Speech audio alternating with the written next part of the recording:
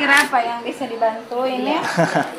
Jadi di sini saya Bu sebagai tim peneliti. Nah, perkenalkan nama saya Haris dari Universitas Muhammadiyah Tapan Selatan. Sekarang sedang semester 7. Ini merupakan salah satu penelitian dari Kampus Merdeka Bu di Kementerian Pendidikan Riset Kebudayaan. Nah, jadi di sini kami beserta peneliti yang berjumlah 4 orang meneliti kebijakan pemerintah daerah terhadap penanganan stunting di Kabupaten Mandailing Natal. Nah, salah satu narasumbernya itu adalah Ibu sendiri. Boleh memperkenalkan diri terlebih dahulu, Bu? Pemerintah daerah ya. Ya.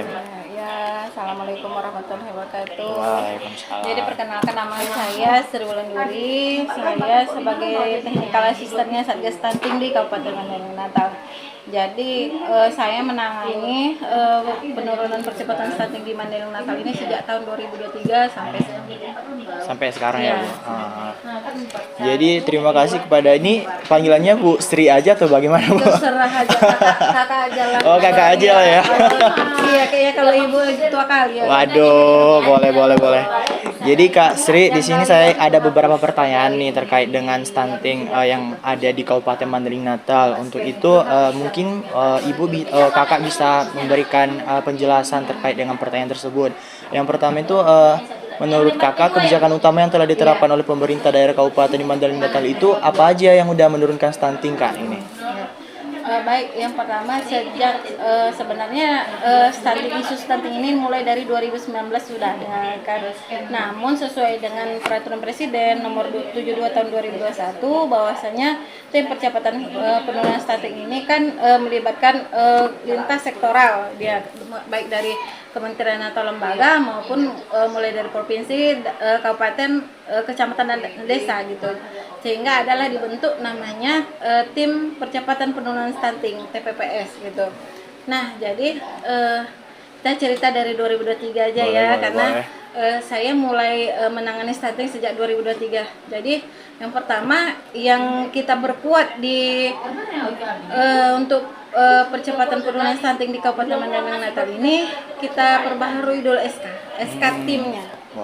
Ya, tim percepatan penurunan stunting untuk Kabupaten Mandailing Natal itu terdiri dari beberapa OPD. Ada dia 17 OPD, ya kan?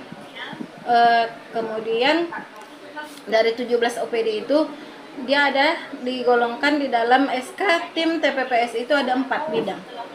Yang pertama yaitu bidang pelayanan intervensi spesifik dan sensitif ya. Intervensi spesifik dan sensitif ini menyangkut penanganan langsung maupun tidak langsung. Kalau langsung itu contohnya pemberian PMT ya kan, dia langsung diberikan kepada anak bermasalah gizi kan gitu. Nah, kalau intervensi sensitif dia lebih ke lingkungan sekitar seperti pembangunan sanitasi, air minum, kemudian penunjang misalnya menciptakan KRPL, kawasan rumah pangan lestari untuk di desanya sendiri kan gitu. Jadi banyak lah. Jadi dia yang pertama itu bidang layanan intervensi spesifik dan sensitif. Kemudian ada bidang perubahan perilaku. Nah, kalau bidang layanan intervensi spesifik dan sensitif itu dikoordinator oleh Dinas Kesehatan. Nah, kalau Dinas KB sendiri dia mengkoordinator karena kita dasarnya adalah penyuluh, ya kan, penyuluh keluarga berencana. Jadi kita di bidang perubahan perilaku, ya, perubahan perilaku.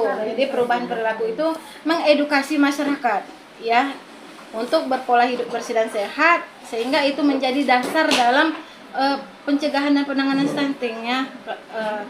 Karena Mandailing Natal salah satu dari kabupaten yang mempunyai sanitasi yang 10 terbawah, sanitasi paling buruk. Ya, di antara kabupaten 33 kabupaten sesumur gitu. Jadi kita di bidang perilaku perubahan perilaku itu adalah bagaimana mengedukasi masyarakat ini supaya jangan lagi buang air besar sembarangan. Dengan setidaknya dia tidak bisa bangun jamban, dia bisa buat WC dengan lubang tertutup.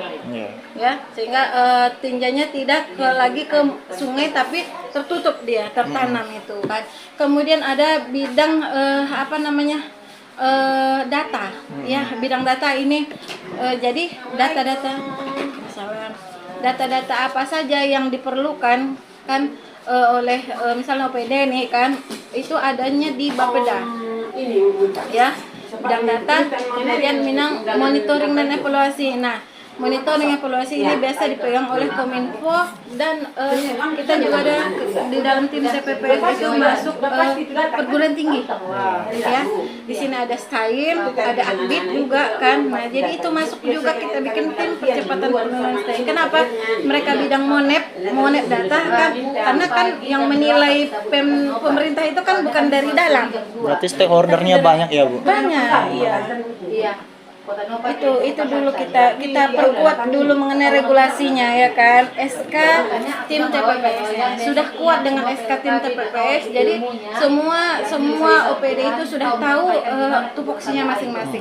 Baru kita perkuat dengan Perbup, ya, Peraturan Bupati Nomor 31 Tahun 2023 yang mengatur mengenai kewenangan desa dalam pencegahan dan penurunan stunting.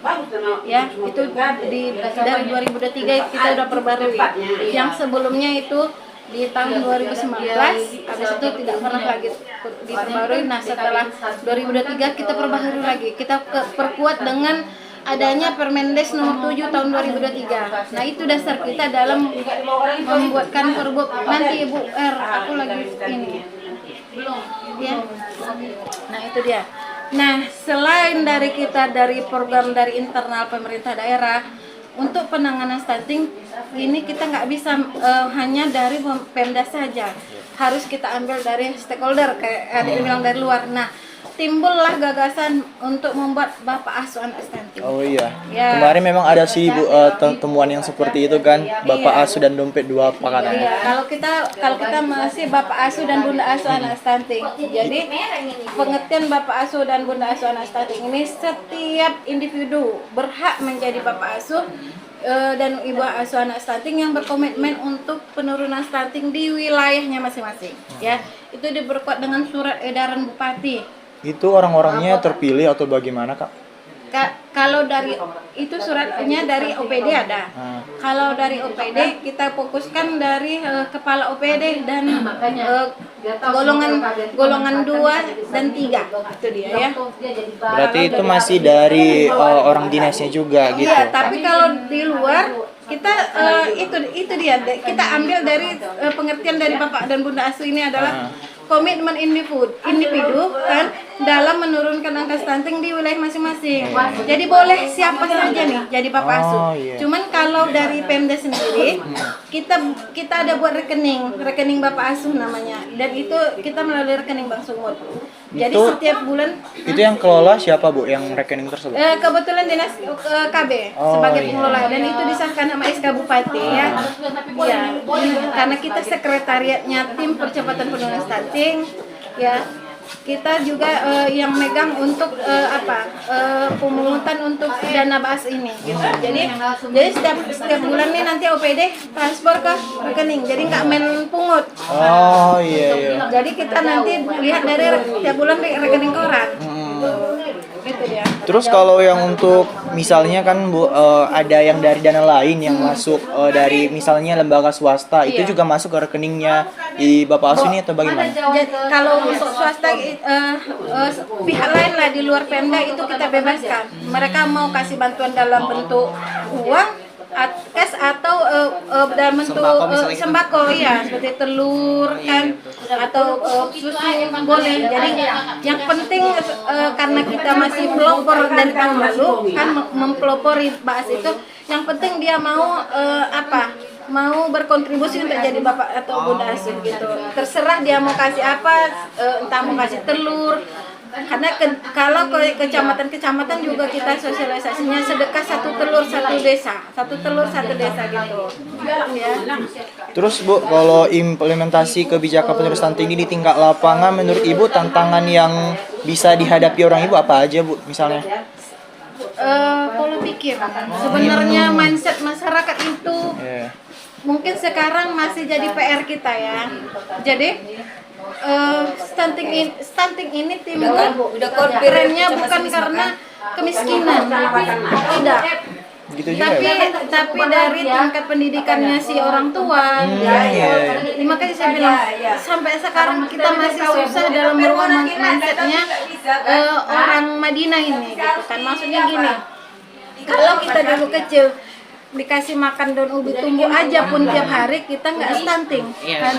Beda dengan sekarang. Karena kenapa? Karena dulu kita tidak terlalu banyak jajanan yang kita yang maksudnya orang tua kita pun dalam hal berinovasi dalam pembuatan makanan itu macam-macam kan, tidak bala-bala penyedap. Nah, ibu-ibu zaman sekarang maunya instan ya. Ibaratnya kalau pagi-pagi itu dia malas masak, tinggal beli lontong atau beli mie sop atau masak mie instan gitu. Jadi itulah sebenarnya mindset mereka itu yang kita susah untuk merubahnya itu kan dia masih kurang aware, kurang memperhatikan dirinya, terutama perempuan, ya kan? Terutama perempuan. Makanya kita edukasi itu mulai dari remaja putri. Karena nanti remaja putri ini inilah calon-calon dari ibu ya, Bu? Iya, calon-calon ibu yang akan melahirkan anak-anak yang sehat. Nah, kalau dia dari remajanya sudah anemia, itu kan udah berindikasi nanti dia akan melahirkan bayi yang BBLR, yang kronik, yang mempunyai penyakit penyerta sejak lahir. Nah, itu yang susah kita obatin itu dia.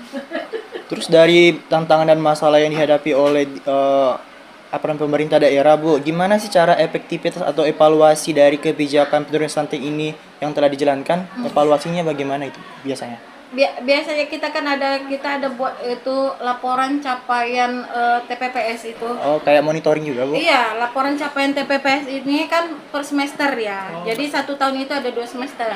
Biasanya di bulan 7 dan di bulan 1 di tahun berikutnya. Iya. Itu kita buat laporan di situ di laporan capaian TPPS ini itu kita ada indikator ada 64 indikator dalam percepatan penurunan stunting yang bahasanya itu yang dimasukkan ke dalam 64 indikator RAN pasti, Rencana Aksi Nasional Percepatan Penurunan Stunting di Indonesia. Ada 64 indikator ya. Nah, dari 64 indikator ini kita akan mengevaluasi dari OPD nih, ya kan? Misalnya ada dinas kesehatan udah sejauh mana mereka dalam melaksanakan percepatan penurunan stunting. Dia ada kriterianya capaian dalam ibu hamil meminum TTD, capaian perkembangan anak menurut umur itu ada, atau misalnya dari dinas pertanian gitu kan, capaian dalam pemberian bantuan bibit kepada kelompok tani di desa. Nah, itulah yang kita ambil nanti, sehingga nanti itu kan ada dikonversikan dalam persen. Itulah menjadi satu gambaran. Misalnya untuk semester 1 nih Madinah nih masih 34% karena masih banyak OPD yang belum menjalankan programnya atau belum cair lah dananya, sehingga belum terrealisasi program itu gitu. Terus, Bu, kalau dari evaluasi yang dilakukan oleh pemerintah itu kan ada beberapa hambatan-hambatan. Itu cara pemerintah mengatasi hambatan-hambatan tersebut bagaimana, Bu?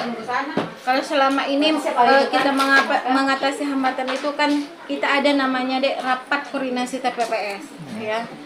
Jadi ketika ada rasa kita hambatan misalnya capaian laporan semester 1 kita udah gimana masih 34, itu kita kemudian kita rampatkan untuk berembuk. Itu namanya ada rembuk stunting namanya. Rembuk stunting kabupaten itu adalah salah satu upaya OPD ini dalam berkomitmen bersama untuk penurunan stunting. Jadi bukan OPD saja, terkait dengan Forkopimda juga kita libatkan di situ gitu, dan stakeholder lain gitu. Jadi ada komitmen bersama dia nanti di rembuk stunting itu. Jadi nanti per 3 bulan itu ada kita monitoring udah sejauh mana program yang kita lakukan. Terus kalau semisal ada peluang yang dapat dimanfaatkan oleh pemerintah, ada nggak kayak peluang gitu untuk mempercepat penurunan angka stunting di Kabupaten Mandailing Natal? Nah, kita terkadang di sini tuh kalau untuk peluang sebenarnya ada saja. Seperti kemarin kan kita mau buatkan CSR dari misalnya Bank Sumut atau Bank Mandiri kan untuk menjadi bapak asuh anak stunting gitu. Cuman balik lagi ke mereka bilang itu tergantung komitmen dari pemimpin daerah gitu kan. Kalau mereka kan mengikuti arahannya pemimpin daerah gitu, dan gimana negosiasinya dengan kepala cabang kacapnya lah gitu. Itu yang masih kita menjadi PR memang saat ini sama CSR ini kan susah. Iya. Ibaratnya gini, kita nego nih, kasih dong kami bantuan 10 juta. Oke, tapi administrasinya 2 juta ya. Waduh. Nah, kita kan sifatnya ini kan sedekah kan. Kita sedekah nih kan. Jadi ibaratnya kita juga dinas DPPKB ini sebagai pengelola BAAS juga nggak ada ini, nggak ada ambil persenan gitu. Ketika transferan itu dari OPD masuk, kemudian kita kan bagi nih berapa anak stunting misalnya. Fokusnya kita wilayah satu dulu. Itu biasanya kan kita di sini kita mengadopsi program dapur sehat. Ada sini dapur sehat. Jadi ini kita kasih ke desa melalui si kader kan, dan ibu PKK mereka yang mengelola menu makanannya itu. Berarti bukan per rumah tangga gitu Bu ya? Bukan. Iya, dikasih untuk yang khusus balita bermasalah gizi dan stunting. Jadi mereka mengolah. Jadi kita ada nanti laporan pengolahan menu seimbang. Ada dia laporannya selama 30 hari, apa-apa saja yang dimakan itu dicatat oleh si kader. Nah, kita kayak gitu. Jadi ibaratnya ya udah kita berapa keperluan ini, berapa misalnya untuk misalnya desa Pidoli Dolok. Kita kan kalau dari BAAS ini kita lebih ke kelurahan terutama, karena kelurahan kan tidak mempunyai dana tunjangan, nggak seperti dana desa kan. Jadi kayak kemarin Pidoli Dolok itu ada standing itu 10 ya kan, kita kasih 10 kalikan berapa satu hari ya, tetap menu lengkap kita kasih untuk si balita. Alhamdulillah lurahnya welcome dan mereka juga melanjutkan itu gitu. Terus kalau untuk inovasi atau pendekatan baru berarti masih diusahakan ya Kak? Inovasi kita di Mandailing Natal ini yang pertama kita makan ikan serentak itu udah mulai dari tahun lalu. Makan ikan serentak. Itu mekanismenya gimana Kak? Jadi kalau yang tahun lalu itu ajakan dari Ibu Wakil Bupati kan sebagai ketua TPPS itu bersama dengan ada kegiatan program dari Dinas Perikanan dan Pendidikan. Jadi ini anak-anak yang diundang ke Masjid Agung kan nggak semua nih. Nah, itu dibekali sama Dinas Perikanan, ya kan? Kasih bekal untuk makan ikan, diikuti oleh semua sekolah SD SMP di Mandailing Natal. Iya, jadi secara kalau kita bilang daring lah kan, mereka diikutin. Kemudian mereka kasih misalnya hari ini makan ikan serentak. Tetap makan ikan serentak di sekolah masing-masing kan, kemudian didokumentasikan gitu. Oh ya. Nah, tahun ini program Dinas Perikanan itu gemar ikan. Iya. Gemar ikan itu ngasih bantuan ke anak stunting sekaligus paket PMT makanan tambahan dan paket makan ikan. Oh, tetap ikan. Iya, karena kan Dinas Perikanan yang ini sama Dinas Pendidikan juga itu dia. Kalau inovasi kita untuk mendorong ikan stunting itu salah satunya. Kemudian kita ada namanya dokter terbang. Iya, itu MOU Dinas Kesehatan dengan Rumah Sakit Umum. Jadi dokter terbang ini dia menghadirkan di setiap kecamatan ini dokter anak dan objin. Jadi kita nggak hanya menurunkan stunting dari si anak, tapi dari ibu hamil juga. Pencegahannya mulai dari. Dan itu mekanismenya sekali per minggu atau bagaimana Kak? Sebulan. Oh, sekali sebulan ya. Jadi misalnya 23 kecamatan nih, nanti masing-masing tiap bulan tuh turun si dokter spesialisnya. Dan itu rutin nggak? Iya. Terus ini Kak, kalau misalnya dari Dinas KB sendiri ada nggak kayak target penurunan angka stunting gitu di tahun 2024 dan strateginya bagaimana begitu? Kalau target kita ada, yang pastinya kita tahun 2024 ini kan hasil SKI 2023 kita di angka 20,7%. Nah, target kita kan di tahun 2024 mudah-mudahan kita dapat sesuai dengan target nasional itu 14%. Kalau lebih alhamdulillah kan, maksudnya kalau tuh di bawah 14% alhamdulillah. Nah, jadi target kita, nah jadi kita nih sebagai sekretariatnya TPPS nih kita sebagai apa namanya provokator nih, provokator OPD. Ayo buat programmu, ayo kita turunkan stunting ini sama-sama gitu. Jadi kalau kita sendiri di program KB ini banyak. Yang pertama itu kita audit kasus stunting, ya. Karena di dinas lain itu seperti dinas kesehatan itu kan nggak ada ini audit kasus stunting. Nah di KB ini ada program pemerintah ya, BKKBN itu audit kasus stunting. Yang kemudian kita ada mini lokakarya namanya. Mini lokakarya itu pertemuan lintas sektoral di kecamatan, ya. Jadi kapus, camat, koordinator balai KB, kemudian dari desa juga, ya kan, Kemenak, KUA, gitu. Apa permasalahan di kecamatan misalnya bulan ini, bulan 10 misalnya kan, apa nih yang harus kita tangani untuk bulan ini? Permasalahan apa terkait dengan keluarga berisiko yang masih banyak belum mempunyai akses sanitasi dan air minum, kayak gitu. Jadi kita ada tadi audit kasus stunting, kemudian ada mini lokakarya, kemudian ada kita itu tadi rapat koordinasi TPPS itu di KB, ya. Kemudian ada kita namanya BKB Kids Stunting, Bina Keluarga Balita Kids Stunting. Jadi isinya itu semacam permainan, ya, seperti ular tangga, ya, games, ya, yang gimana supaya tujuannya orang tua dari si anak ini nanti bermain ini dengan game edukatif, gitu kan, edukasi dia kan, misalnya nanti kan main ular tangga nih kan ada dadunya, ada kan, misalnya ke kanan 2 gitu. Nah di pertanyaannya apakah bayi itu wajib diberi ASI eksklusif selama 6 bulan? Nah itu pertanyaannya. Jadi game edukatif lah kita bilang kan. Nah cuman karena keterbatasan anggaran, jadi belum semua kecamatan yang dapat, belum semua desa, ya, belum semua desa, baru sekitar 50 desa dari 2022 sampai dengan tahun ini yang kita kasih. Gitu. Jadi Bu, untuk pertanyaan terakhir nih, ini memang sedikit bagaimana sih Kak alokasi anggaran untuk program-program penurunan stunting ini? Alokasi anggaran sebenarnya kalau kan kebetulan saya lihat dari logo global ya.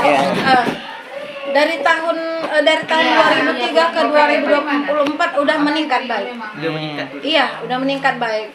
Karena itu dibuktikan dengan makin tepat sasarannya program OPD ke desa-desa lokal stunting, dan kemudian alhamdulillah kita tahun ini dapat penilaian kinerja terbaik 5. Iya, penilaian kinerja penurunan stunting terbaik 5, sehingga kita dapat dana insentif fiskal. Ada dana tambahan gitu ya? Iya, ada dana tambahan untuk mempercepat ini. Misalnya karena kalian udah kinerjanya bagus, kata pemerintah pusat ya istilahnya nih, udah kinerja bagus nih, saya tambah lagi biar cepat turun stunting kalian, seperti itu. Untuk kisarannya sendiri bisa digambarkan Kak bagaimana? Apanya? Berapa untuk alokasi anggaran untuk program-program Kemarin stunting? kita ada 3 kategori itu, dari kemiskinan ekstrim, dari penurunan stunting, satu lagi dari percepatan belanja APBD daerah. Sekitar berapa ya? 17-an lebih. Maksudnya? Tapi tiga indikator ya, tiga indikator gitu. Ya.